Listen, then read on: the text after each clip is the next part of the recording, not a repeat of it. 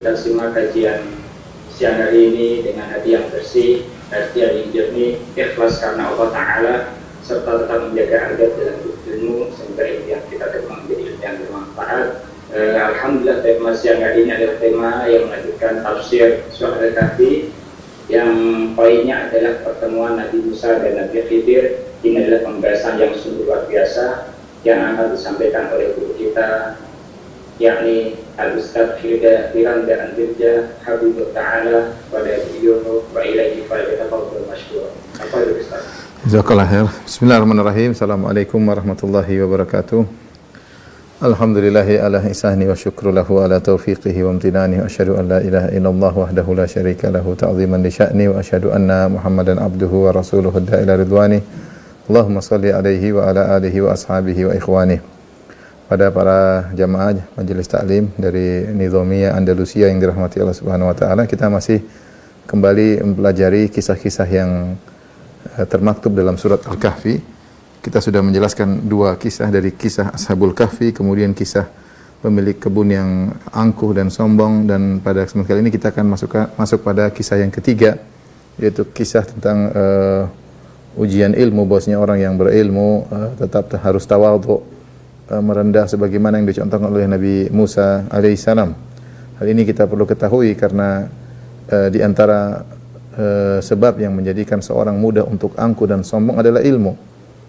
Kita sering bilang bahwasanya harta bisa bikin orang sombong, jabatan bisa bikin orang angkuh, garis keturunan, darah biru ya, ini bisa bikin orang merendahkan yang lainnya, suku dan macam-macam. Ternyata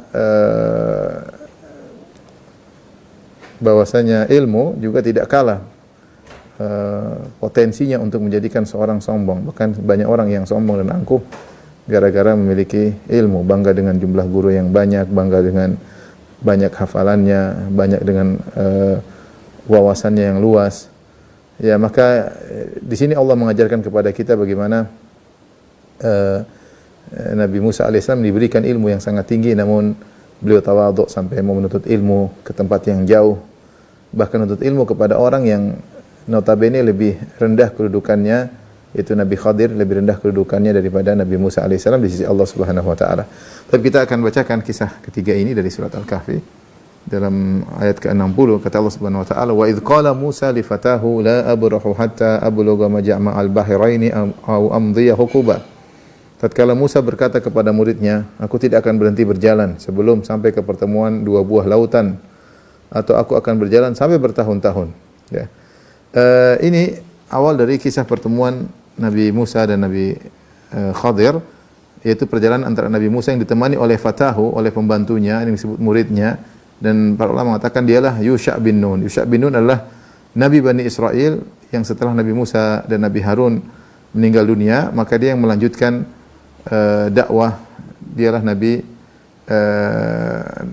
Yusha' bin Nun. Nabi Yusha' bin Nun ini yang pernah diberi keistimewaan oleh Allah Subhanahu wa taala, di mana matahari pernah ditahan oleh Allah karena dia, ya. Dalam hadis Rasulullah SAW bersabda, "Inna syamsa lam tuhbas ala basyarin illa li Yusha' layali yasara ila Baitul Maqdis." Sungguhnya matahari tidak pernah ditahan untuk manusia kecuali untuk Nabi Yusha' ketika malam perjalanan dia menuju Baitul Maqdis. Ya. Itu ketika dia berjihad, kemudian dia minta agar Allah menahan matahari agar dia bisa melanjutkan peperangannya dan memenangkan peperangan tersebut.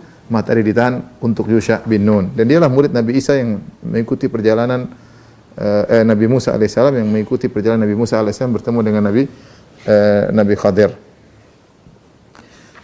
Adapun pembahasan tentang pertemuan Nabi Musa dengan Nabi Khadir ini sangat penting. Kenapa? Karena banyak orang salah paham tentang kisah ini sehingga akhirnya menyimpang dalam pemahaman, dan akhirnya berdalil dengan kisah ini untuk melegalkan hal-hal yang menyimpang. Seperti mereka berdalil dengan pertemuan kisah Nabi Khadir dan Nabi Musa bahwasanya agama ini ada syariat, ada hakikat, ya. Ada syariat, ada hakikat. Barang siapa yang sudah mencapai hakikat, syariat tidak perlu, ya. Kemudian juga misalnya mereka mengatakan wali lebih hebat daripada nabi, wali hebat daripada nabi, ya. Kemudian juga sebagian mereka berdalil dengan kisah ini bahwasanya Nabi Khadir masih hidup dan Nabi Khadir mengajarkan kepada mereka ritual-ritual khusus, ibadah-ibadah khusus, zikir-zikir khusus Ini insyaallah akan kita singgung pada kesempatan kali ini. Adapun sebab pertemuan antara Nabi Musa dengan Nabi Khadir sebagaimana diriwayatkan dalam Sahih Al-Bukhari dan Sahih Muslim dan juga yang lainnya dari Sa'id bin Jubair radhiyallahu ta'ala anhu, beliau berkata, aku bertanya kepada Ibnu Abbas, inna Naufan al-Bikali yaz'umu anna Musa alaihissalam sahiba Bani Israel laisa huwa Musa sahib al-Khadir alaihissalam. Sungguhnya Naufan al-Bikali dia menyangka bahwasanya Musa alaihissalam, Musa Israeli yang dari Bani Israel, bukanlah Musa yang bertemu dengan Nabi Khadir. Bukanlah Musa yang bertemu Nabi Khadir. Kata Naufal begitu. Apa kata komentar Ibnu Abbas? Kadzaba adullah. Musa Allah ini telah berdusta, tidak benar ya. Sami'tu Ubay bin Ka'b yaqul, aku mendengar Ubay bin Ka'ab berkata, Sami'tu Rasulullah sallallahu yaqul, aku mendengar Rasulullah sallallahu bersabda, yaitu dia akan menyebutkan hadis yang menunjukkan Musa Israeli, Musa Bani Israel, itulah Musa yang ketemu dengan Nabi Khadir, bukan Musa yang lain. Ya. Kata Nabi SAW, qama Musa alaihissalam khatiban fi Bani Israel. Suatu hari Rasulullah SAW suatu hari Musa alaihissalam berdiri berkhutbah di hadapan Bani Israel.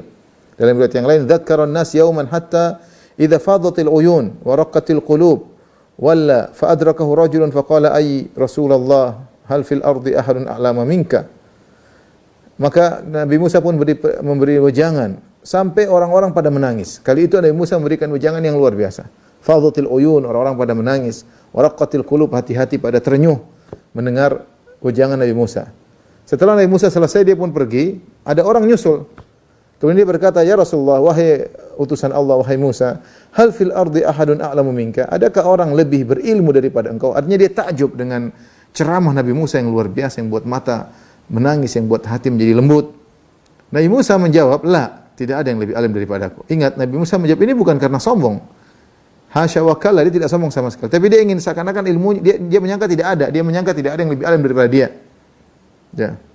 Maka kata Nabi SAW, fa'ataba alaihi idlam yaruddal ilma ilallah. Allah menegurnya.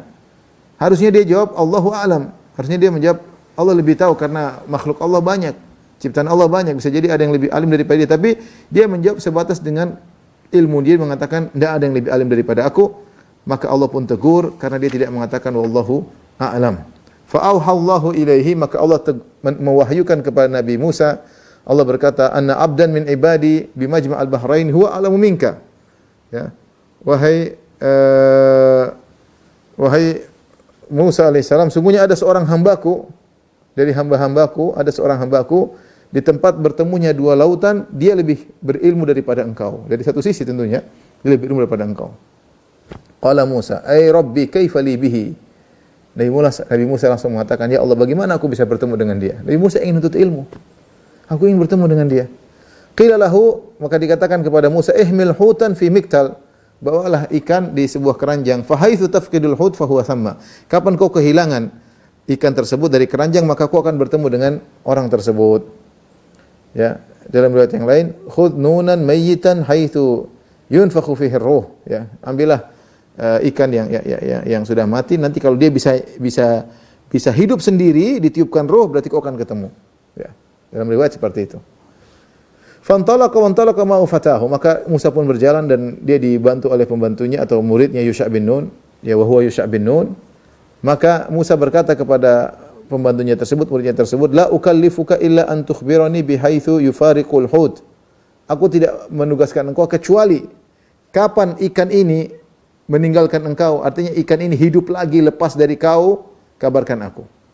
Karena ketika ikan itu hidup, ini bukan ikan mati ya. Kalau dia hidup lagi atau pergi dari engkau, maka saatnya kita bertemu dengan orang tersebut, saat bertemu dengan Khadir. Kata Yusha' bin Nun, ma kallafta katsiran. Tugas yang kau berikan tidak berat. Fadzalika qauluhu jalla dzikruhu, maka itulah firman Allah, wa idz qala Musa li fatahu. Tatkala Musa berkata kepada pembantunya tersebut. Ya. Di manakah Majma' al-Bahrain, tempat pertemuan dua lautan yang nanti Nabi Musa akan bertemu dengan Nabi Khadir? Wallahu alam, tidak dijelaskan. Al-Quran tidak menjelaskan di mana lokasinya. Sunnah Nabi juga tidak menjelaskan di mana lokasinya. Kita tidak tahu, ya. Tapi lokasinya di Majma' al-Bahrain, tempat pertemuan dua laut. Kemudian Nabi Musa berkata, ya, la abrahu hatta ablugha Majma' al-Bahrain au amdiya huquba. Kata dia, wahai Yusha' bin Nun, kita akan berjalan terus, aku akan berjalan sampai aku bertemu dengan tempat pertemuan dua lautan.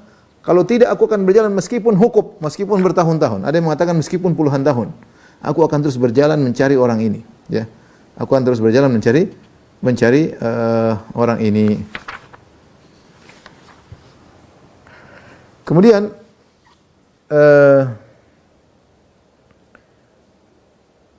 falamma balagha majma'a bainihima nasiya hutahuma. Tatkala mereka sampai di tempat pertemuan dua laut tersebut, keduanya lupa. Nasiya yaitu Musa lupa bertanya gimana kondisi ikan. Yusha bin Nun lupa bahwasanya ikannya sudah pergi dan dia lupa laporkan kepada Nabi Musa. Nasiya hutahuma. Keduanya lupa tentang ikan mereka berdua. Fattakhadha sabilahu fil bahri saraba. Maka ikan tersebut akhirnya lepas dari miktal, daripada keranjangnya, kemudian masuk ke dalam lautan. Ini dijelaskan oleh Nabi SAW. Nabi bercerita, maka Musa pun membawa ikannya dalam keranjang. Kemudian dia pun berjalan bersama pembantunya atau bersama muridnya tersebut. Mereka berjalan terus menyelusuri pantai sampai mereka mendatangi sebuah batu. Musa pun istirahat. Faraqada Musa alaihi mafatahu. Maka mereka berdua pun istirahat di sebuah batu di dekat pantai. Fattarabal hutu fil miktal. Tiba-tiba ikan tersebut yang tadi sudah mati, mungkin siap disantap, ternyata bergerak. Fattarab, bergerak. Dan ini dilihat oleh Yusha bin Nun. Dia lihat. Hatta kharaja minal miktal. Sampai keluar, dia loncat daripada keranjang. Fasaqata fil bahri. Kemudian jatuh di laut. Qala wa amsakallahu anhu jiryatal ma'i hatta kana mithla taq. Maka dia pun masuk ke dalam air tertahan seakan-akan seperti terowongan dalam lautan tempat lewatnya ikan tersebut. Pergi dia. Kana lil huti saraba. Maka seperti tempat ada sarab, seperti ada terowongan yang dilewati oleh ikan tersebut. Wa kana li Musa wa fatahu ajaban. Dan ini perkara yang menakjubkan bagi Musa dan Yusha bin Nun. Ya. Dalam riwayat yang lain, ketika Yusha bin Nun melihat ikan tersebut bergerak, tugas dia apa yang ditugaskan Musa? Tugas dia, Musa mengatakan, kalau kamu lihat ikan bergerak, kasih tahu saya. Tapi apa kata Yusha bin Nun? La uqidhuhu hatta idza staiqadha nasi an yukhbirhu. Yusha bin Nun baik, dia mengatakan, guruku masih tidur. Nanti insya Allah kalau dia bangun saya kasih tahu. Ternyata ketika Nabi Musa bangun, dia lupa. Dia lupa kasih tahu kalau ikannya sudah pergi. Ya. Kemudian mereka pun melanjutkan perjalanan.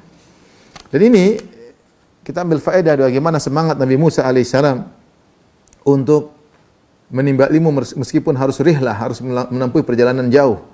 Ya, bahkan Nabi Musa berkata, la abrahu hatta ablugha majma'al bahraini. Aku akan terus berjalan sampai aku bertemu dengan tempat pertemuan dua lautan, entah itu berapa kilo dari tempatnya Bani Israel. Au amdiya huquba, dan aku tidak peduli meskipun harus berjalan puluhan tahun. Lihat semangatnya Nabi Musa alaihissalam. Dan kita dapati bagaimana para ulama dahulu mereka semangat untuk ilmu. Di antaranya misalnya Jabir bin Abdullah. Jabir bin Abdullah ingin mendengar satu hadis dari Abdullah bin Unais radhiyallahu anhu, maka dia pun beli onta dan dia melakukan perjalanan dari kota Madinah ke negeri Syam selama sebulan untuk mendengar satu hadis tentang hari kiamat. Maka ketika dia ketemu dengan Abdullah bin Unais, segera dia peluk, segera dia ingin dengar hadis tersebut. Dia bilang, saya khawatir aku sudah meninggal sebelum mendengar hadis ini. Kemudian dia dengar satu hadis, kemudian dia balik kota Madinah perjalanan 1 bulan. Bayangkan 2 bulan. Pergi pulang 2 bulan untuk mendengar satu hadis. Luar biasa semangat menuntut ilmu. Demikian Imam Bukhari bagaimana disebutkan perjalanan dia kira-kira 13.000 kilometer. Untuk ilmu satu kota ke kota berikutnya, dan seterusnya sampai dia kembali ke kampungnya sekitar 14.000 kilometer, dan dia berguru dari lebih dari 1.000 guru untuk mengumpulkan hadis-hadis Nabi SAW sampai dia susun menjadi Sahih Al-Bukhari. Lihat perjalanan yang begitu jauh, perjalanan yang begitu jauh, dan itu semua butuh biaya. Makanya Ahlul Hadis dulu mengatakan, man talabal hadis aflas, barang siapa mencari hadis maka dia akan rugi. Butuh biaya dan butuh perjuangan. Perjalanan jauh dari satu tempat ke tempat yang lain yang menuntut ilmu. Dan ini dilakukan oleh Nabi Musa alaihi salam. Dan Allah mentakdirkan keduanya lupa. Musa lupa, Yusha bin Nun juga lupa. Musa lupa apa? Lupanya di mana? Lupa bertanya gimana kondisi ikan. Dia tidak bertanya sama sekali. Yusha bin Nun lupa untuk mengabarkan bahwasanya ikan sudah bergerak dan pergi masuk ke lautan. Dikatakan kenapa Yusha bin Nun bisa lupa? Ya, sifat manusia, dia lupa. Nabi Adam lupa, Nabi Muhammad SAW juga lupa, Nabi Musa juga bisa lupa, ini juga bisa lupa, Yusha bin Nun. Ya. Kemudian Kenapa dia lupa? Sebagian ulama mengatakan dia menganggap itu hal yang biasa. Yusha bin Nun sudah melihat mukjizat Nabi Musa yang luar biasa. Terbelahnya tongkat berubah jadi ular, tongkat dipukulkan kemudian membelah lautan, ya, kemudian tangan keluar jadi cahaya. Banyak sekali mukjizat Nabi Musa yang itu lebih hebat daripada mukjizat ikan hidup mati hidup lagi kemudian masuk ke dalam lautan, dan bisa jadi karena itu perkara yang tidak begitu aneh menurut kebiasaan mukjizat Nabi Musa sehingga dia lupa untuk mengabarkan Nabi Musa. Akhirnya mereka terus berjalan padahal ikan sudah hilang. Falamma jawaza qala li fatahu atina ghada'ana laqad laqina min safarina hadza nasaba. Tatkala mereka melewati tempat tersebut, tiba-tiba Musa alaihissalam merasa letih dan dia berkata kepada Yusha bin Nun, laqad laqina min safarina hadza nasaba. Wahai Yusha bin Nun, kita sudah letih dalam safar kita ini. Sebelumnya dia enggak pernah letih. Sebelum itu berjalan tidak pernah letih. Ya. Dan dia berkata, atina ghada'ana. Siapkan makanan kita. Mana makanan kita? Subhanallah. Kata sebagian ulama, Musa dan Yusha bin Nun sebelum itu jalan tidak pernah letih. Mereka orang kuat, jalan istirahat, jalan lagi, istirahat, jalan lagi. Ini baru istirahat, mereka kan tidur. Terus mereka bangun, terus mereka jalan. Artinya mereka masih di awal kekuatan. Baru istirahat, baru bangun jalan. Ternyata baru jalan tidak jauh, Musa sudah capek. Musa bilang lapar, kita makan dulu. Baru Yusha bin Nun ingat, ikannya hilang. Ya, ikannya hilang. Maka Yusha bin Nun berkata, qala ara'aita id awayna ila sakhrati fa inni nasitul hud. Wa ma ansanihu illa syaitanu an adhkurahu wattakhadha sabilahu fil bahri ajaba. Muridnya Yusha bin Nun menjawab, tahukah kamu tatkala kita mencari tempat berlindung di batu tadi, maka sungguhnya aku lupa menceritakan tentang ikan itu, dan tidak adalah yang melupakan aku untuk menceritakannya kecuali syaitan, dan ikan itu mengambil jalannya ke laut dengan cara yang aneh sekali. Ya. Dengan cara yang aneh sekali. Inilah yang dicari-cari oleh Nabi Musa, qala dzalika man kunna nabghi. Ini yang kita cari-cari, kapan ikannya hilang. Saya kan sudah bilang kalau ada ikan hilang kabarkan kepada saya. Tapi lihat, di sini perhatikan ya, Nabi Musa sabar. Nabi Musa tidak mengatakan kamu tuh gimana? Cuma tugas gitu. Karena sudah bilang ke Nabi Musa tidak sabar, tidak ngomel sama sekali. Malah dia mengatakan dengan senang, ini yang kita cari. Dia lihat sisi positif. Ya sudah taqdarullah.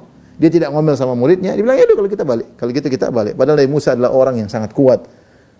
Namun dia tidak marah kepada Yusha bin Nun, orang yang sangat padahal sangat sabar dengan kaumnya. Ini sudah pernah ceritakan bagaimana sabarnya Nabi Musa terhadap kaumnya.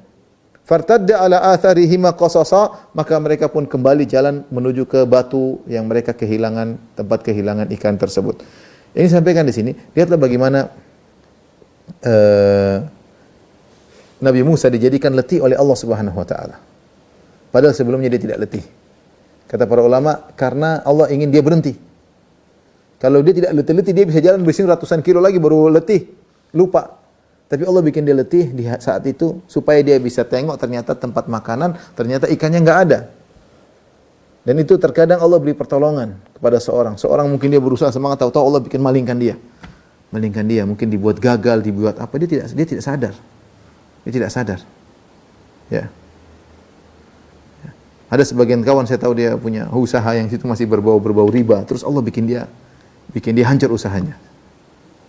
Saya bilang cuma mudah-mudahan itu Allah ingin menggantikan lebih baik ya. Ya, Allah sayang ya, Allah sayang. Di antaranya Nabi Musa alaihissalam, Allah bikin dia letih supaya dia berhenti dan dia segera kembali kepada jalan yang benar untuk mendapatkan Nabi Khadir. Kalau tidak dibuat letih maka dia akan jalan terus. Jadi terkadang Allah menolong seorang hamba dengan cara-cara Allah yang terkadang sang hamba tidak menyadari. Contohnya seperti ini. Ya.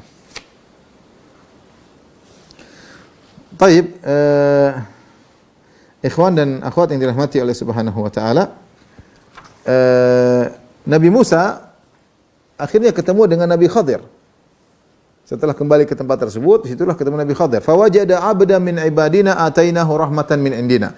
Maka mereka berdua, Musa dan Yusha bin Nun, mendapati salah seorang dari hamba-hamba kami. Atainahu rahmatan min indina. Kami berikan dia rahmat dari sisi kami, ya. Wa 'allamnahu min ladunna ilma, dan kami ajarkan ilmu dari sisi kami. Nabi Musa kemudian berkata, qala lahu Musa hal attabi'uka ala an tu'allimani mimma 'ullimta rusyda? Bolehkah aku ikut engkau agar kau mengajarkan kepadaku dari ilmu-ilmu yang telah diajarkan kepadamu. Ya. Dia minta belajar kepada Nabi Khadir. Ya. Dan ini tawaduknya Nabi Musa alaihissalam. Saya ingatkan Nabi Musa dengan Nabi Khadir lebih afdal Nabi Musa dengan ijma' ulama. Nabi Musa termasuk dari ulul azmi minar rusul, termasuk dari 5 rasul yang mulia yang orang-orang akan datang kepada mereka pada hari kiamat kelak.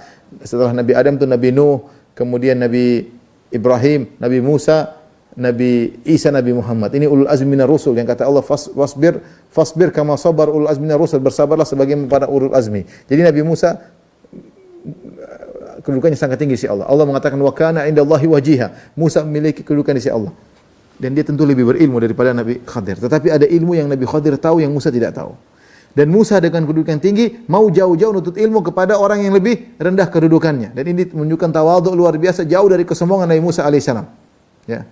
Oleh karenanya Qatadah pernah berkata, "Lau kana ahdun yaktafi minal ilmi syar'i minal ilmi bi syai' laktafa Musa alaihissalam." Walakinnahu qala hal attabi'uka alan tu'allimani min al-'ilmi tarusyda. Kalau seorang sudah merasa cukup dengan ilmunya, tentu Musa yang lebih utama merasa cukup. Kalau seorang merasa cukup dengan ilmunya, maka Musa alaihissalam yang paling utama merasa cukup. Namun dia tidak merasa cukup. Bahkan dia berkata kepada Nabi Khadir yang lebih rendah daripada dia mengatakan hal attabi'uka ala an tu'allimani mimma 'ullimta rusyda. Bolehkah aku ikut engkau agar kau mengajarkan ilmu yang diajarkan kepadamu? Ya, ini adalah tawaduknya Nabi Musa alaihissalam, ya, mau belajar kepada orang yang lebih rendah daripada dia. Bahkan bersafar jauh-jauh. Makanya dikatakan seorang tidak akan la yambulu rajulun, seorang tidak akan sempurna sampai dia nuntut ilmu dari orang yang selevel dengan dia dan nuntut ilmu dari orang yang lebih tinggi dari dia dan juga di bawah daripada dia. Kita nuntut ilmu tidak usah sombong-sombongan. Ada orang lebih ilmu daripada kita, lebih tinggi dunia, kita nuntut ilmu. Ada yang selevel dengan kita, kalau dia punya ilmu, kita tuntut ilmu dari dia. Ada yang di bawah kita secara level, tapi dia punya ilmu yang kita tidak tahu, kita nuntut ilmu sama dia. Tidak ada masalah.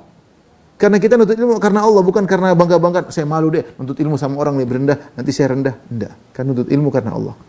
Meskipun tempat kau ambil ilmu orang lebih rendah daripada engkau. Lihatlah Nabi Khadir, bagaimana yang kedudukannya lebih rendah daripada Nabi Musa, tapi Nabi Musa alaihissalam menuntut ilmu dari Nabi Khadir. Tidak ada kesombongan sama sekali, tidak ada keangkuhan sama sekali. Disebutkan ketika Nabi Musa sampai situ, fara'a rajulan musajja alaihi bithawb. Nabi Musa melihat ada seorang menutup bajunya dengan baju, menutup badannya dengan baju. Maka Nabi Musa mengucapkan assalamualaikum. Maka Khadir berkata, "Anna bi ardika salam." Kok bisa ada orang beri salam? Dia tidak pernah dengar orang mengucapkan salam di sini. Faqala ana Musa, aku adalah Musa. Khadir berkata, Musa Bani Israel, kau Musanya Bani Israel? Qala na'am, iya. Inilah kenapa Ibnu Abbas membantah Nufal Al-Bikali yang mengatakan Musa ketemu dengan Nabi Khadir bukan Musa Bani Israel. Ternyata dalam riwayat Khadir bertanya kepada Musa, "Anta Musa Bani Israel, kau Musanya Bani Israel yang top itu." Jadi orang tahu siapa Musa. Kata Nabi Musa, "Na'am, iya saya orangnya." Ya, maka Khadir berkata, "Innaka ala ilmin min ilmillahi 'allamakahullah la a'lamuhu." Sungguhnya Musa kau di atas ilmu yang Allah ajarkan kepadamu dan aku tidak tahu. Dan sebaliknya, ya, saya juga punya ilmu, ya, yang Allah ajarkan. Wa ana ala ilmin min ilmillahi 'allamanihi la ta'lamuhu. Aku punya ilmu yang Allah ajarkan kepadaku dan kau tidak tahu. Kau punya ilmu, aku tidak tahu, dan saya punya ilmu, kau tidak tahu. Maka Nabi Musa langsung minta agar bisa belajar. Hal attabi'uka ala an tu'allimani mimma 'ullimta rusyda. Bolehkah aku ikut engkau agar kau ngajarin aku? Apa kata Nabi Khadir? Innaka lan tastati'a ma'iya sabra. Kau tidak bisa sabar bersamaku. Wa kaifa tasbiru ala ma lam tuhitu bihi khubra. Bagaimana kau bisa sabar pada perkara yang kau tidak punya ilmu tentangnya? Ya. Kenapa kata para ulama Nabi Khadir sudah dengar Nabi Musa adalah orang yang suka bernahi mungkar. Dan apa yang akan dia lakukan sepertinya kemungkaran dan Nabi Musa sulit untuk sabar. Ya. Tetapi dan Khadir berkata, "Kau sulit untuk sabar karena kau tidak punya ilmu tentang ini." Tapi Nabi Musa dengan tawadhu mengatakan, "Satajiduni insyaallahu sabiran wala a'silaka amra." Insyaallah kau dapati aku penyabar dan aku tidak akan membangkang perintahmu.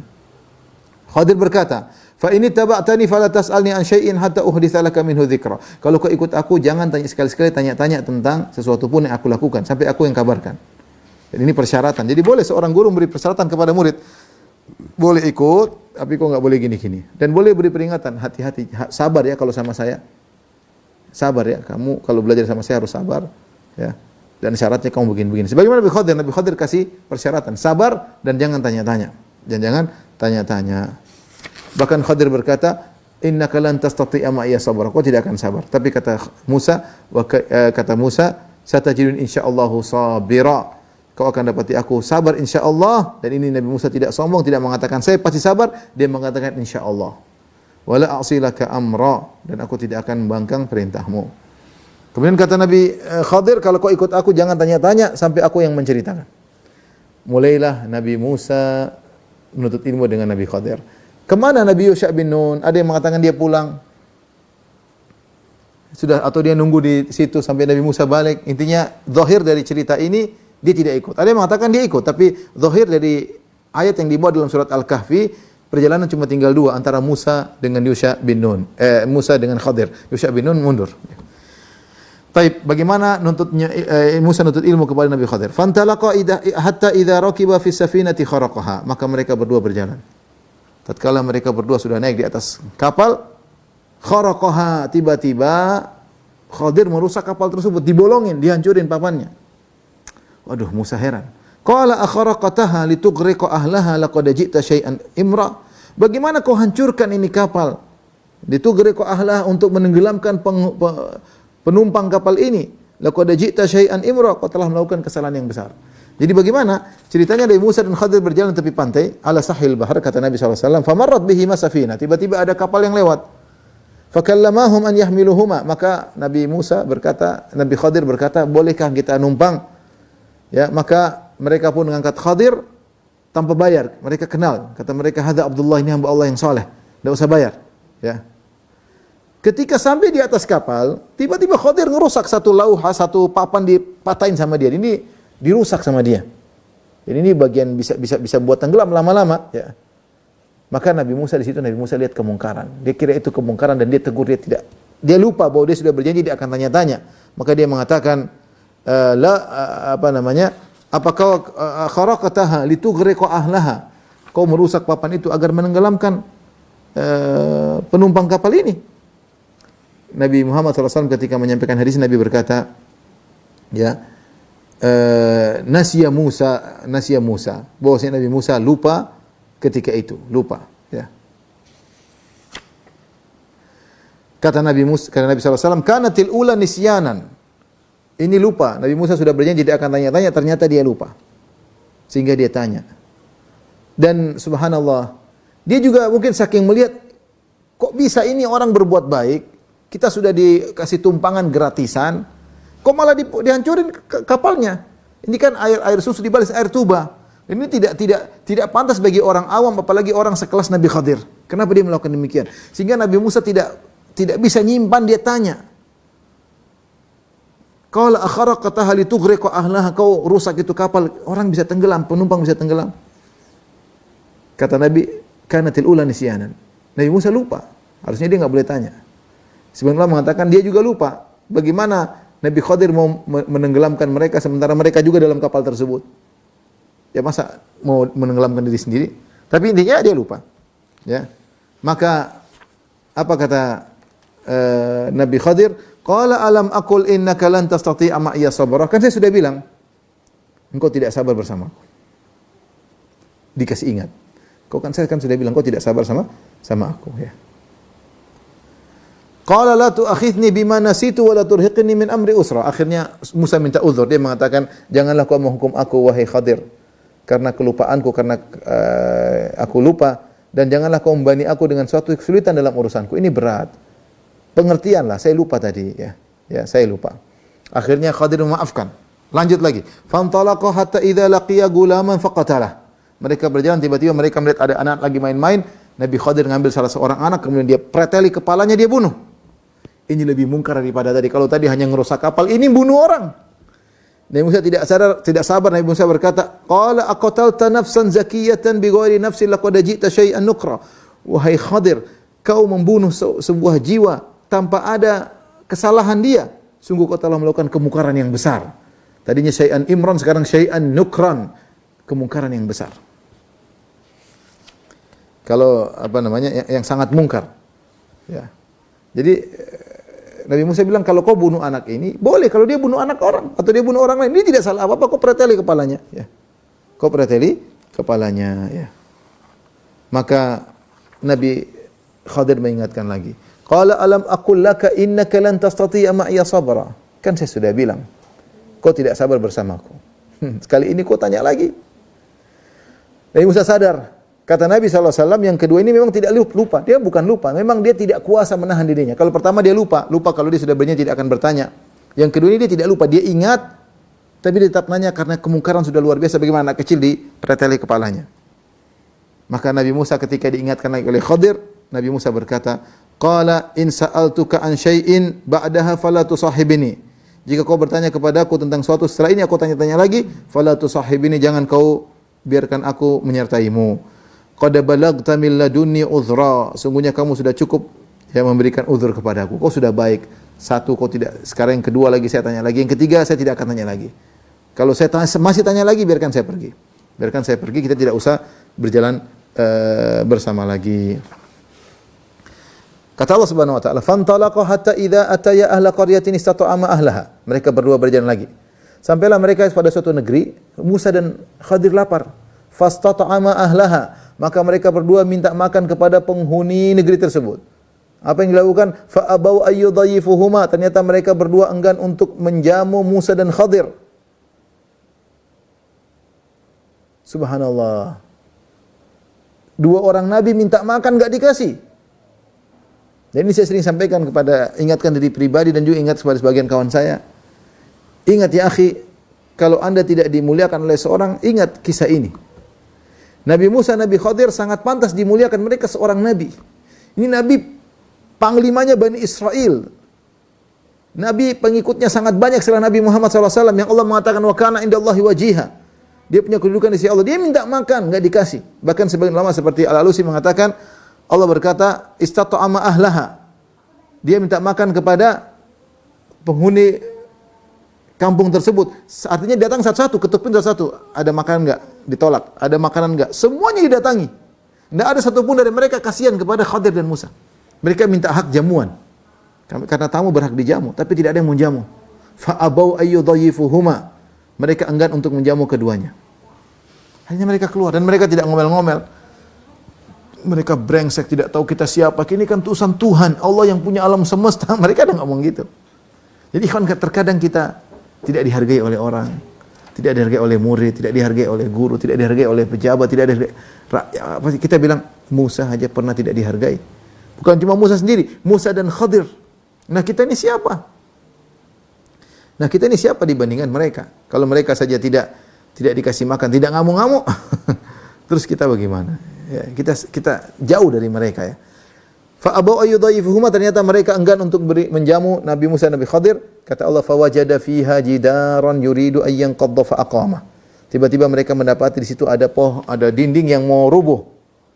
Dinding ini mau rubuh, mau rusak. Fa aqama, maka Khadir luruskan. Ini bikin heran Nabi Musa.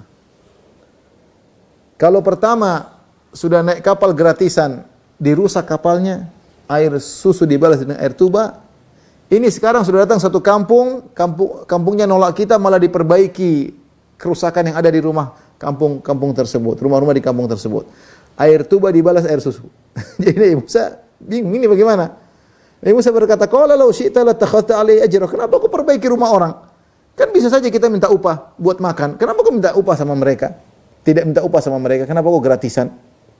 Nabi Musa rupanya lupa lagi. Dia tanya yang ketiga kali, maka saatnya mereka berpisah. Kata Nabi Khadir, "Qala hadza firaqu baini wa bainik." Ini adalah saatnya perpisahan antara aku dengan engkau. Sa'unabbi'uka bi ta'wili ma lam tastati' alaihi sabra. Aku akan kabarkan kepada engkau perkara-perkara yang engkau tidak sabar untuk menghadapinya. Mulailah Nabi Khadir bercerita tentang kenapa 3 perbuatan ini dia lakukan, ya. Kenapa dia lakukan 3 perbuatan ini, ya. Pertama, dia berkata, "Amma safinatu fakanat limasakina ya'maluna fil bahr." Wahai Musa, sungguhnya kapal yang aku rusakin itu adalah milik orang-orang miskin yang bekerja di lautan, yaitu para pelayan.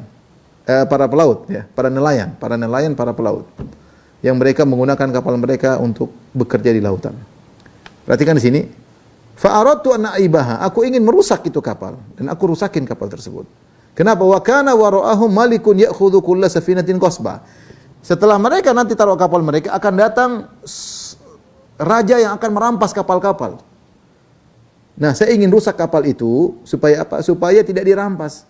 Karena kalau namanya raja datang, dia akan pasti pilih kapal-kapal yang bagus. Ini kapal kita rusakin aja supaya enggak dipilih. Itulah kenapa saya rusakin kapal tersebut. Karena kalau tidak dirusakin, akan dia rampas oleh raja yang zalim tersebut. Faedah dari ayat ini diantaranya, bahwasanya ternyata Allah menamakan orang-orang yang kerja jadi nelayan tersebut sebagai masakin, orang miskin. Mereka ternyata mereka punya pekerjaan sebagai nelayan, sebagai pelaut, dan mereka juga punya kapal, tapi mereka masih tergolong miskin. Makanya kata Nabi Khadir, amma safinatu fakanat limasakin. Adapun kapal tersebut milik orang-orang miskin. Rupanya mereka berkongsi, mereka punya kapal, tapi mereka sudah punya kapal, sudah kerja, tetap masih miskin. Makanya yang kita dianjurkan untuk memberi beri sedekah bukan cuma orang yang minta-minta. Terkadang ada orang kerja kita butuh bantu. Kata Allah, lisaili wal mahrum. Ya. Lisaili wal mahrum, orang-orang yang memberikan hartanya kepada orang yang minta-minta dan orang yang tidak minta-minta. Kita mungkin kalau di pinggir jalan orang minta-minta, kita kasihan. Jangan lupa ada orang jualan situ, jual buah enggak laku-laku, kasihan juga. Ada orang jual mie ayam enggak laku-laku. Ada orang jual es enggak laku-laku, sudah jual es musim hujan, jualan es. Siapa yang beli? Mereka sudah berusaha, mereka miskin. Tapi mereka enggak minta-minta. Ya. Ini jangan lupa dikasih. Jangan lupa dikasih.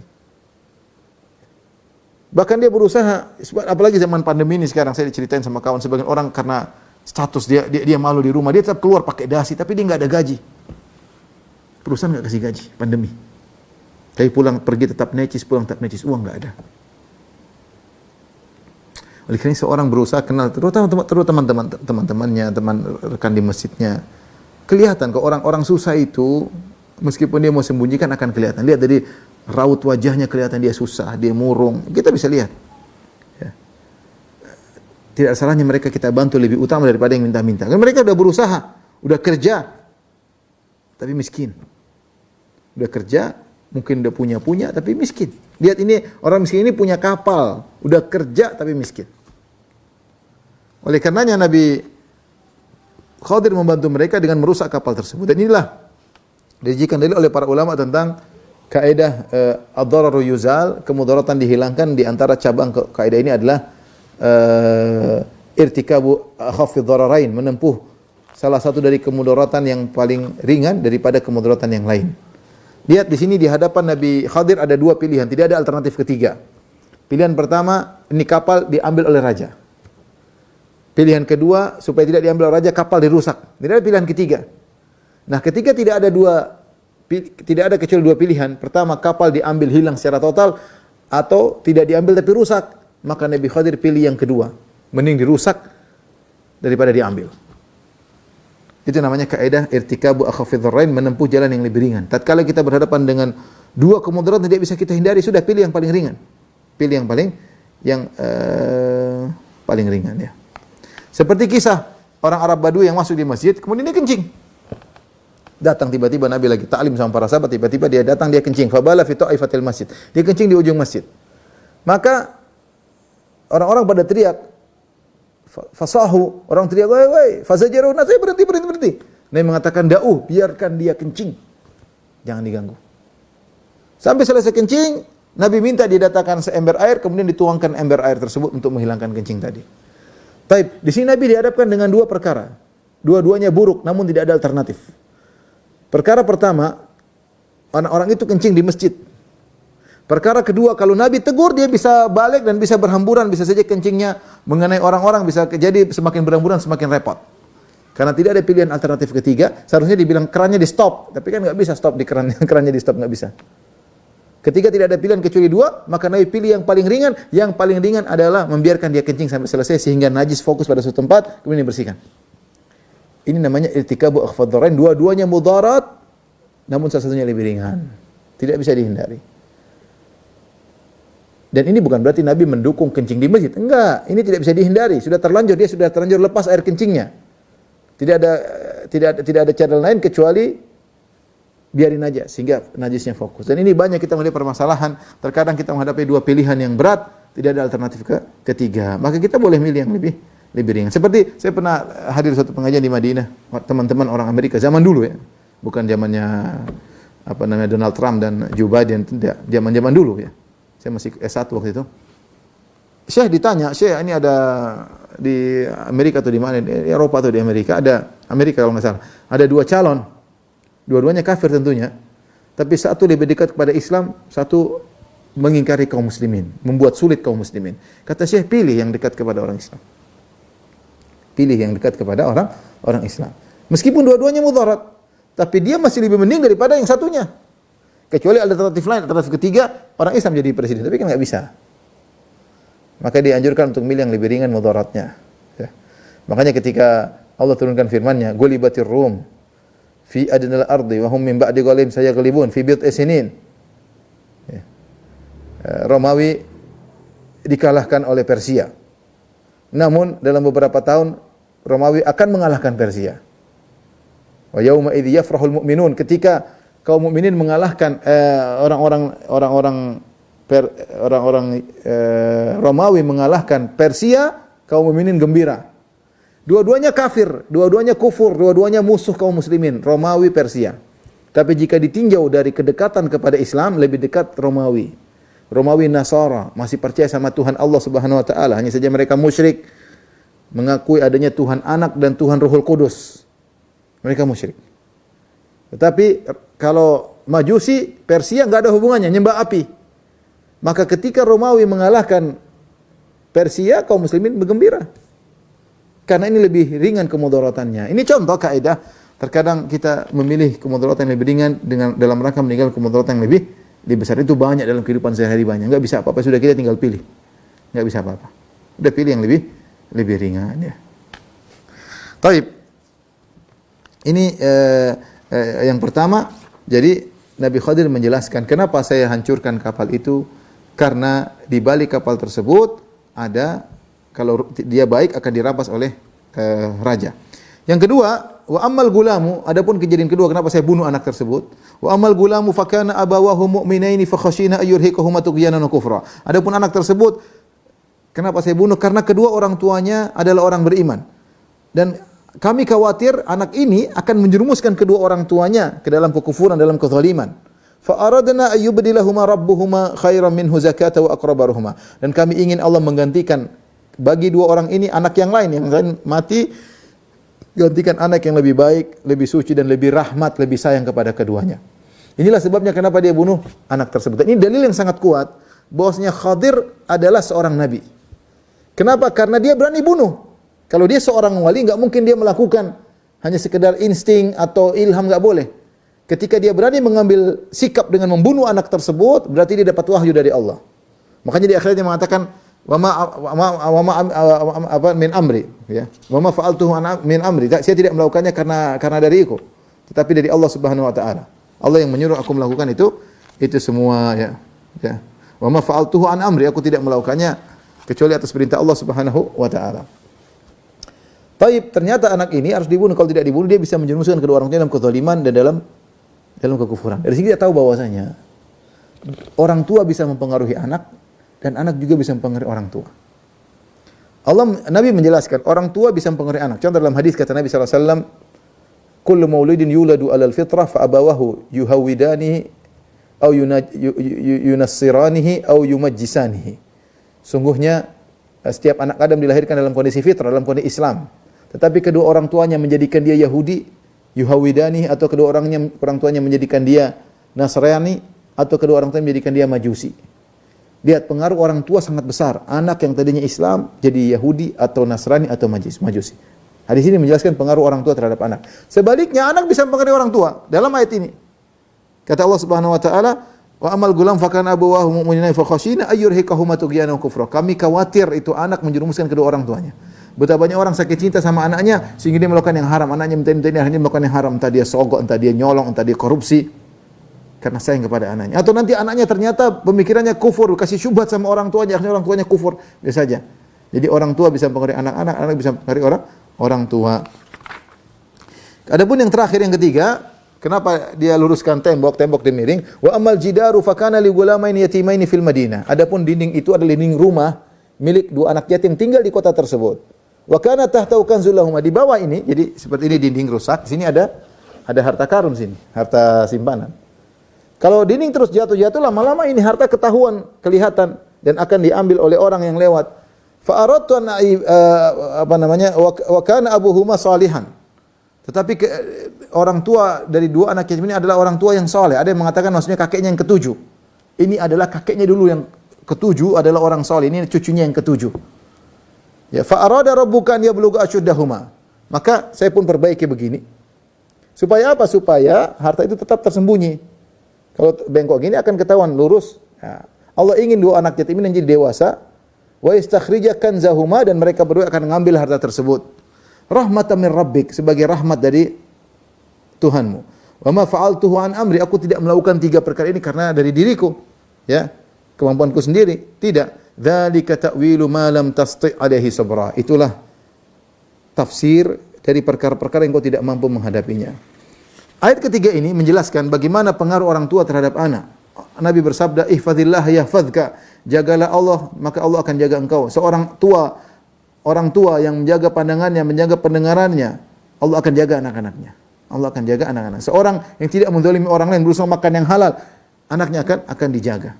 Anaknya akan dijaga. Lihatlah bagaimana bapaknya Imam Bukhari.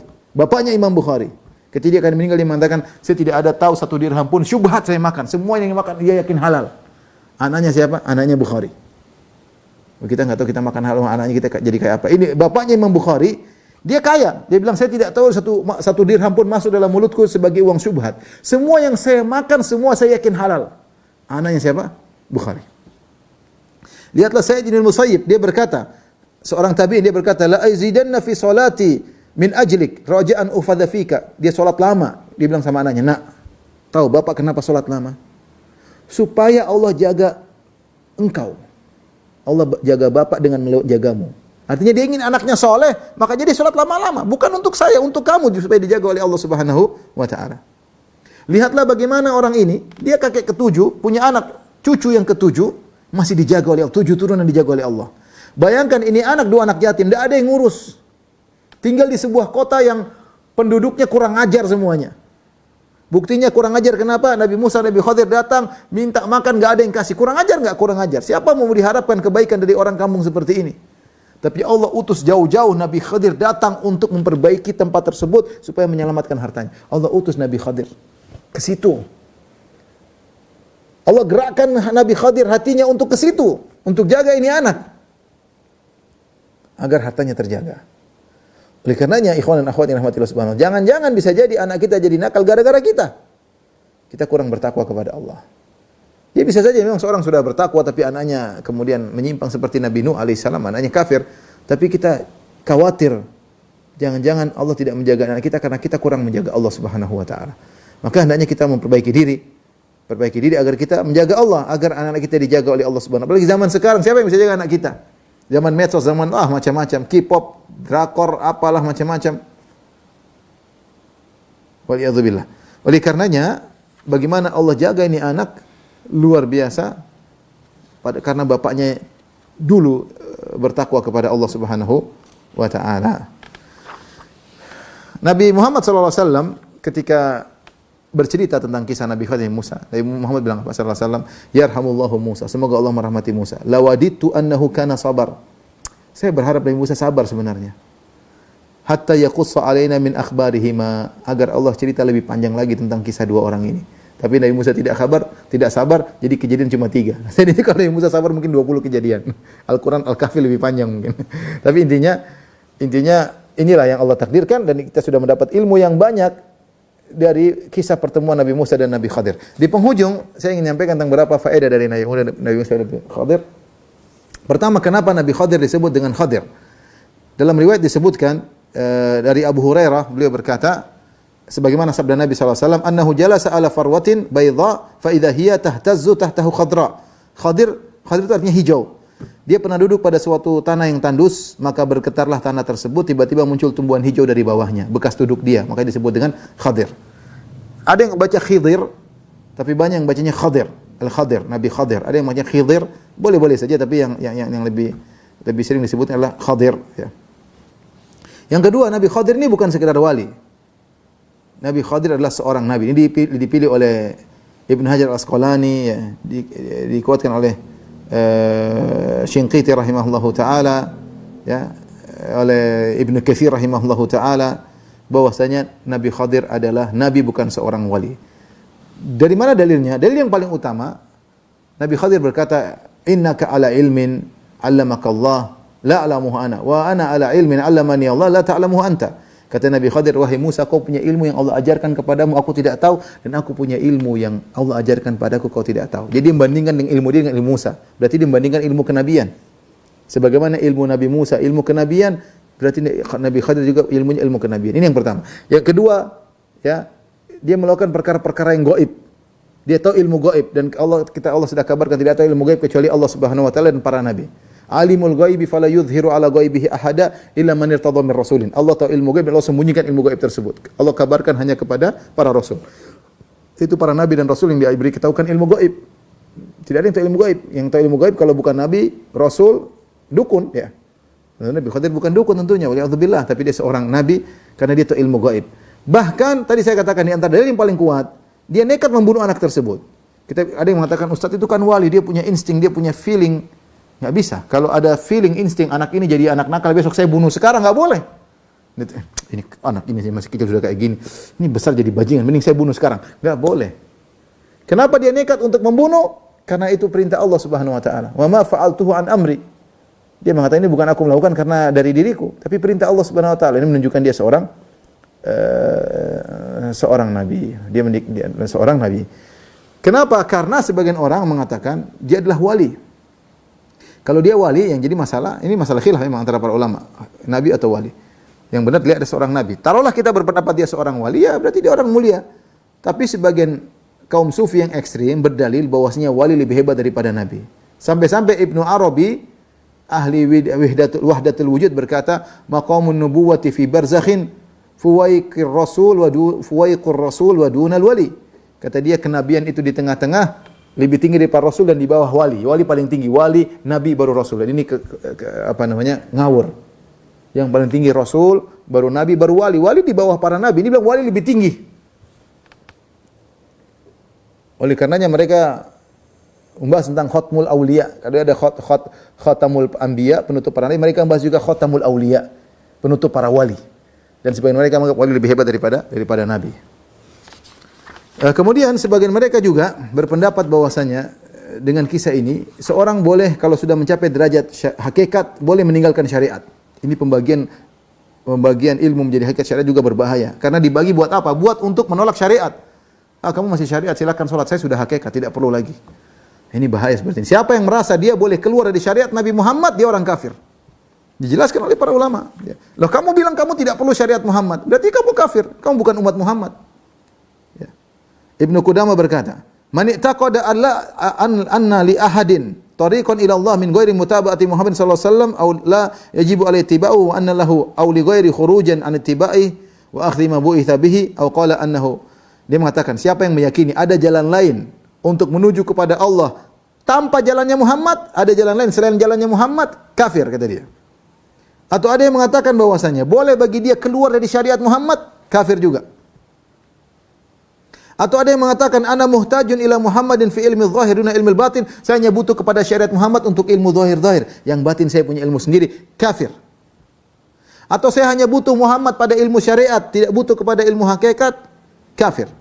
Atau dia mengatakan, ini tafsir oleh Ibnu Qudamah, ya, bahwasanya barang siapa yang meyakini dia adalah seorang wali yang boleh keluar dari syariat Muhammad sebagaimana Khadir boleh keluar dari syariat Nabi Musa, maka dia telah kafir, fahuwa kafir. Ini semua dia, saya ulangi. Yang menyangka dia bisa dapat sampai kepada Allah tanpa ajaran Muhammad, kafir. Ya. Kemudian yang menyangka bahwasanya dia boleh keluar dari syariat Muhammad, kafir. Yang menyatakan bahwasanya dia hanya butuh kepada syariat Islam, syariat Muhammad dalam urusan yang zahir, yang batin dia punya ilmu sendiri, kafir. Ya, kafir. Barang siapa menyangka dirinya sudah mencapai derajat wali, boleh keluar dari syariat Muhammad, kafir. Ini pernyataan Ibnu Qudamah. Sebagian orang mengatakan kita sudah capai syariat, tidak perlu ikut. Kita sudah capai hakikat, tidak perlu syariat Nabi Muhammad. Karena Khadir keluar daripada syariat Nabi Musa. Bagaimana bantahannya? Bantahannya mudah. Pertama, Nabi Khadir, Nabi, dan Nabi Musa, Nabi. Selesai. Masing-masing punya syariat sendiri. Nabi Khadir bukan umatnya Nabi Musa. Selesai. Yang kedua, kalaulah kita beranggapan bahwasanya Nabi Khadir adalah wali, toh Nabi Khadir bukan umatnya Nabi Musa. Nabi Musa tidak pernah Allah utus kepada Khadir. Makanya ketika ketemu, Khadir bertanya. Mereka tidak saling mengenal. Khadir bertanya, "Anta Musa Bani Israel?" Engkau Musanya Bani Israel, berarti bukan diutus kepada dia. Makanya seandainya kalau Khadir keluar di syariat Nabi Musa, enggak ada masalah.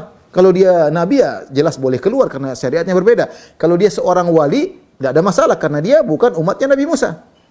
Apalagi penjelasan yang ketiga, bahwasanya Khadir tidak menyelisihi Musa.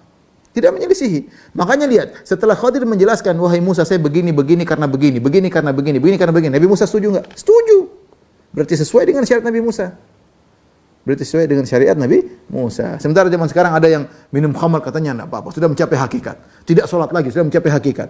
Waktunya sholat Jumat enggak, dia pergi kemana? Dia sholat Jumat di Mekah katanya. Macam-macam orang.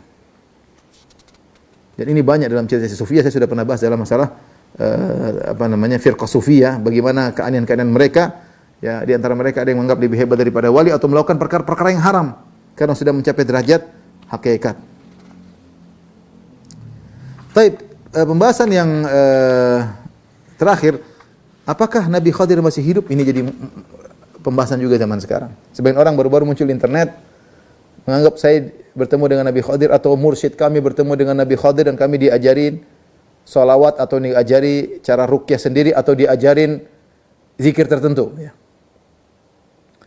Apakah Nabi Khadir masih hidup? Memang ada dua pendapat. Pendapat yang kuat Nabi Khadir sudah meninggal dunia. Dan ini dipilih oleh Ibnu Jauzi, dipilih oleh Imam Bukhari, ya. Dipilih oleh Ibnu Katsir, ya Nabi Khadir sudah meninggal dunia. Ya. Di antara dalilnya, ya. Rasulullah SAW pernah bersabda, "Ara'aitakum lailatakum hadhihi?" Tahukah kalian malam ini? "Fa inna ra'sa mi'ati sanatin minha la yabqa mimman huwa ala dhahril ardi ahad." Kata Nabi, setelah 100 tahun setelah ini, yang masih hidup sekarang semuanya mati. Artinya apa? Seandainya Nabi Khadir dari zaman Musa masih hidup terus umurnya panjang ribuan tahun sampai di zaman Nabi Muhammad SAW, maka setelah Nabi ngomong 100 tahun setelah ini enggak ada lagi yang hidup, yang sekarang masih hidup lagi. Artinya maksimal orang yang masih hidup sekarang 100 tahun lagi semua sudah mati. Seandainya Khadir hidup situ dia akan ikut mati. Jadi ini hadis yang dijadikan dari Imam Bukhari bahwa Nabi Khadir sudah meninggal dunia. Karena Nabi mengatakan 100 tahun setelah ini semuanya pasti meninggal. Tanpa pengecualian dia. Kemudian Nabi berkata, "Lau kana Musa hayyan ma wasi'a ila tibai." Kalau Musa masih hidup, jangan Khadir. Kalau Musa masih hidup, dia pasti jadi pengikutku. Kita tanya, apakah ketika Nabi Muhammad SAW masih hidup, Khadir pernah jadi pengikut Nabi Muhammad? Kalau Nabi Khadir masih hidup, dia pasti jadi pengikut Nabi Muhammad. Dia pasti ikut dalam perang Badar, perang Uhud, perang Khandaq.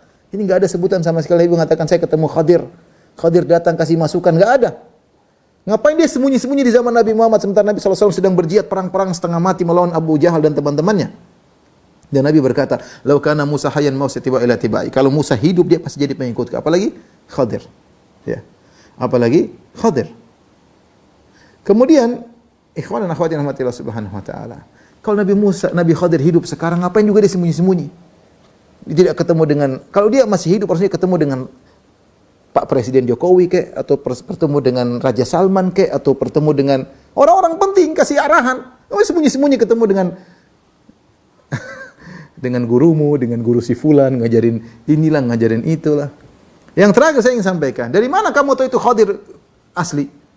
Apakah kamu tahu sifat-sifat Khadir? Kalau Nabi Muhammad SAW ada sifat-sifatnya. Kata Nabi, "Man ra'ani fil manami faqad ra'ani. Fa inna syaitan la yatamatsalu bi." Siapa yang lihat aku di dalam mimpi, dia sungguh telah melihat aku. Karena syaitan tidak bisa meniruku. Kalau kita tahu sifat-sifat Nabi, kita lihat Nabi, kita sesuai dengan sifat-sifatnya, berarti kita lihat Nabi dalam mimpi. Nabi Khadir, apa sifat-sifatnya? Warna kulitnya apa? Rambutnya bagaimana? Jenggotnya seberapa? Enggak ada. Terus kamu dari itu Khadir dari mana? Apa yang menjadikan verifikasinya bagaimana maksud saya? Bagaimana verifikasinya? Kalau Nabi SAW ada verifikasinya, ciri-cirinya ada. Nabi Khadir verifikasinya bagaimana? Ada jin ngaku sebagai Khadir? Kau bilang bagaimana? Tahu itu jin atau bukan? Apalagi saya pernah ketemu seorang pemilik hotel, saya pernah ngisi pengajian di salah satu hotel. Pemilik hotel berkata, "Ustaz, saya pernah ketemu Nabi Khadir." Masya Allah. Gimana caranya? Butuh duit, butuh ketemu tuh orang-orang pembesar-pembesar. Kami datang terus lampu dimatikan, tiba-tiba ada cahaya, tiba Khadir hidup. Khadir muncul. Subhanallah, ini Khadir cuma ketemu orang kaya doang. Kalau mau ketemu Khadir harus punya hotel dulu. Harus jadi pejabat tinggi dulu baru ketemu Khadir. Terus ngomong sama Bapak, saya tanya, iya dia ngomong sama saya. Dia bilang apa? Dia bilang kamu minta apa? Subhanallah, Khadir bisa bahasa Indonesia juga, hebat. Oleh karenanya ikhwan, Nabi Khadir hidup atau sudah mati tidak akan merubah syariat Nabi Muhammad SAW. Syariat sudah sempurna. Tidak ada tambah-tambahan, tidak kurang-kurangan. Syariat sudah sempurna. Al-yauma akmaltu lakum dinakum. Aku telah sempurnakan bagi kalian agama kalian. Saya datang Khadir ngajar ini, Khadir ajar ini. Kita bilang Nabi Khadir, Nabi yang mulia, namun yang lebih benar beliau sudah meninggal dunia. Kalau dia belum meninggal dunia, ngapain juga sembunyi-sembunyi? Mending keluar beri bimbingan kepada suruh ngisi pengajian, bikin tablik akbar, itu lebih afdal daripada sembunyi-sembunyi. Bukankah ulama diwajibkan menyampaikan ilmu? Dia masih hidup sembunyi-sembunyi ngapain? Wallahu a'lam bishawab. Demikian saja. Kalau ada yang bertanya saya persilahkan.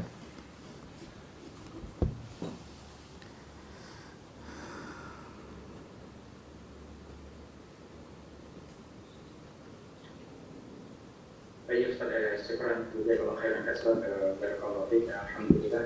Ini ada banyak pertanyaan Ustaz. Ustaz pilih 3 saja ya.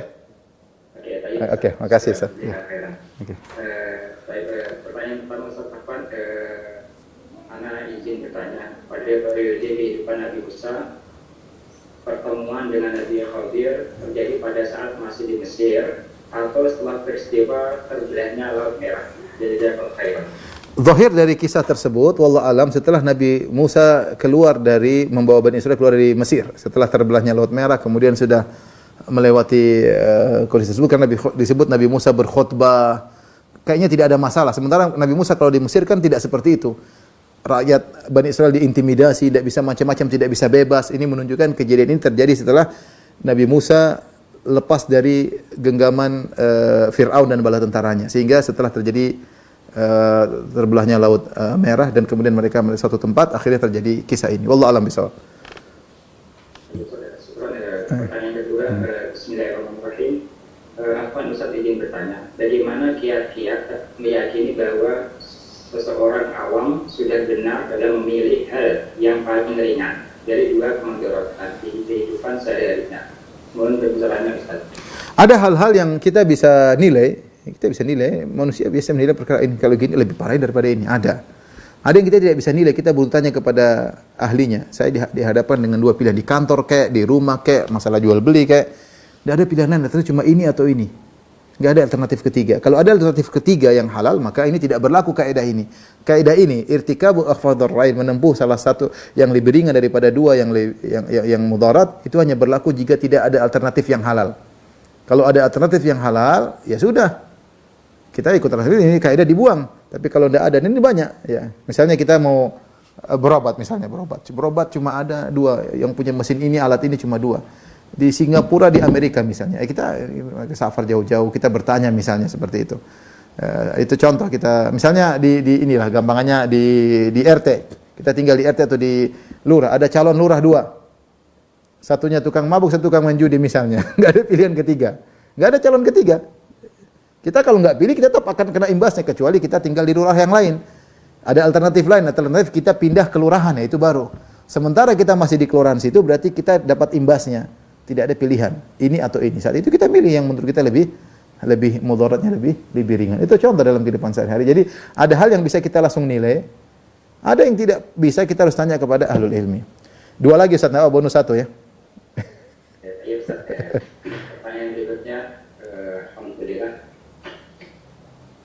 Apakah pada zaman sekarang masih ada orang yang memiliki ilmu seperti ilmunya Nabi Khadir, yaitu mengetahui yang akan terjadi, atau hanya kisah Nabi Khadir ini untuk mengambil pelajaran supaya kita tetap tawadhu dan tetap mau belajar kepada orang yang lebih rendah kepada kita apabila dia memiliki ilmu?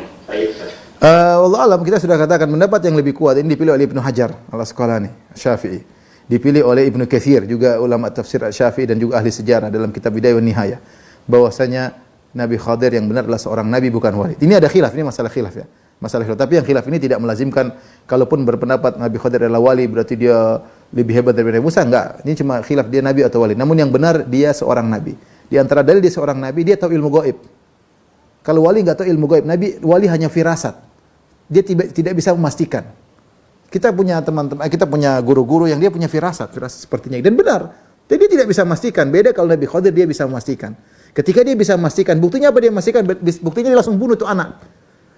Itu berarti dia memastikan. Kalau dia bisa memastikan berarti wahyu dari Allah Subhanahu wa taala. Itu dalil bahwasanya dia seorang nabi dan Allah mengatakan alimul ghaibi fala yudhiru ala ghaibihi ahada illa man irtada min rasulin. Allah yang mengetahui ilmu gaib dan Allah tidak mengabarkan kepada siapapun kecuali Allah ridhoi dari para rasul. Jadi para rasul juga tahu ilmu gaib. Sebagian ilmu gaib Allah kasih tahu sebagai bukti dia seorang nabi. Ya, Nabi Muhammad juga tahu sebagian ilmu gaib, Nabi Musa juga tahu sebagian ilmu gaib, Nabi Khadir juga tahu sebagian ilmu gaib. Lihat di sini Nabi Musa tidak tahu, Nabi Khadir tahu. Berarti Allah hanya kasih tahu Nabi Khadir, Nabi Musa tidak tahu. Ya, menunjukkan bukan Nabi mengetahui seluruh ilmu gaib, semua enggak benar. Nabi mengetahui sebagian ilmu gaib yang Allah kasih tahu. Ya, jadi yang benar bahwasanya Nabi Khadir adalah nabi, bukan seorang wali. Sehingga kalau ada yang bertanya, adakah punya ilmu sampai Nabi Khadir? Enggak bisa, karena yang bisa tahu ilmu gaib cuma para nabi. Kalau ada yang ngaku tahu ilmu gaib itu dukun, karena Nabi sudah enggak ada. Kalau itu berarti dukun asli. Kalau dia ngeramal benar justru itu berarti ada setannya. Kalau ngeramalnya sering keliru itu ngaku-ngaku jadi setan-setan palsu. Tapi kalau dia ngeramal ternyata benar justru kita yakin ini berarti benar-benar dukun punya hubungan dengan setan. Tadi disebutkan juga di antara faedahnya bahwasanya kita dalam menuntut ilmu tidak usah malu-malu. Ada orang lebih rendah daripada kita, mungkin dari sisi kedudukan, tapi dia ahli tajwid misalnya, belajar sama dia. Atau dia ahli faraid, ahli waris, kita tanya sama dia enggak ada masalah. Kita tidak menguasai semua ilmu. Tidak menguasai semua ilmu. Saya punya teman-teman yang lebih alim daripada saya, mungkin dia tidak begitu dikenal, tapi saya tanya kepada dia masalah qiraat misalnya, saya tanya sama dia, saya enggak punya ilmu tentang itu. Saya tanya qiraat, saya tanya tentang masalah tertentu. Ya, saya tanya masalah faraid, masalah yang saya tidak punya ilmu, tidak seperti mereka ya. Ya, tanya sama masalah muamalah yang saya tidak punya ilmu tentang mereka seperti mereka. Ya, meskipun mereka mungkin tidak dikenal. Ya, tapi mereka dalam satu sisi lebih hebat daripada kita, ya kita tanya, enggak ada masalah. Allah alam bisawab. Yang terakhir. Ya, Ustaz, alhamdulillah kaitannya dengan Nabi Khidir dan Nabi Musa yang mana Musa itu dalam proses mencari ilmu kepada gurunya. Ini ada pertanyaan, bagaimana Ustaz cara ikhtiar kita agar anak kita dalam mencarikan tempat belajar di sekolah, pesantren atau lembaga ibadah yang lain, apakah perlu diskusi dengan terlebih dahulu kepada orang yang lebih tahu, yaitu guru yang akan mengarahkan kepada kita, atau cukup diskusi dengan pasangan kita sendiri, atau bahkan perlukah kita istikharah terlebih dahulu dengan harapan ilmu yang anak nanti menjadi ilmu yang bermanfaat dan menjadi anak yang soleh. Saya rasa semua idenya bagus, dikerjakan aja. Musyawarah sama pasangan, bertanya sama guru, istikharah, lengkap itu lengkap. Jangan lupa untuk benar-benar cari tahu, ya cari tahu sekolahnya bagaimana, kalau perlu ada kunjungan, bukannya dengar-dengar, sehingga kita tahu lihat benar bagaimana hasilnya. Saya bilang sering di antaranya kita lihat dari hasil, karena terkadang masing-masing sekolah punya teori dan insya Allah semuanya baik, cuma terkadang kita hasilnya gimana. Kita kan ada kecenderungan kita pingin anak jadi ustadz, ada kecenderungan kita jadi dokter, ada kecenderungan insinyur, beda-beda. Ada masing-masing sekolah punya konsentrasi, dia konsentrasi untuk ilmu dunia, bagus ya. Kita pengen kita jadi insinyur yang agamis ya, berarti tempatnya di sekolah itu. Kalau ingin anak jadi ustadz, hafiz Quran, itu sekolahnya di situ. Kita perlu langsung survei langsung dan lihat hasilnya. Bukan teori semua orang pandai ngomong teori, tapi hasilnya apa? Ini sekolah ini hasilnya mana-mana saja. Oh, jadi kita bisa compare, tinggal kita pilih. Jangan lupa tadi yang disampaikan tadi nasihatnya bagus. Musyawarah sama pasangan, musyawarah sama guru, sama istikharah. Demikian, wabillahi taufiq wal hidayah. Assalamualaikum warahmatullahi wabarakatuh.